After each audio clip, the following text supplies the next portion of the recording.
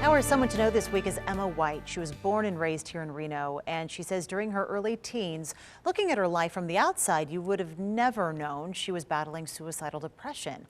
Now a young adult, she has devoted her life to helping teens survive anxiety and depression during the pandemic, the holidays, and every day. Andi Guevara has her story. Thank you for sharing.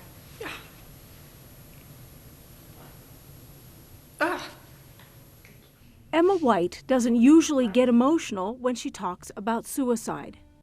Sorry. But when it comes to remembering the day 10 years ago this month when she tried to end her own life, The emotions of that and recognizing that is huge. the strides Emma has made since then are also huge. White is now an author and the founder of an organization created to prevent suicide. It all started with simple honesty. I started opening up on social media about my story, and because of that, I started to get a lot of followers and engagement from other teens across the nation saying, hey, I deal with this too, what should I do? White felt compelled to find an answer. She recently released a self-help book and autobiography called It's Not Okay, But It Will Be, and launched a website called Life is Worth It, filled with resources. That provides resources and readings, some self-help guides, and also providing workshops in our city for teens and young adults to overcome depression.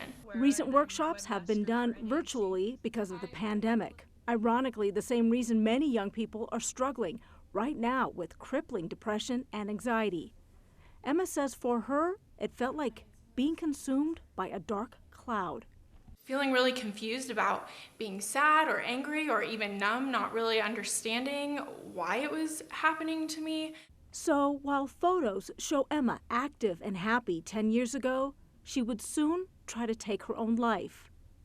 It was her parents who found her. And they saved me. And I'm forever thankful for that. Thankful and inspired to help others discover that life is worth it. I'm ready to devote my life to saving teens and young adults. And such an invaluable devotion.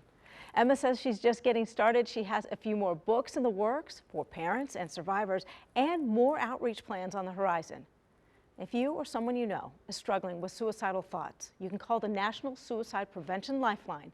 The phone number is 800-273-TALK.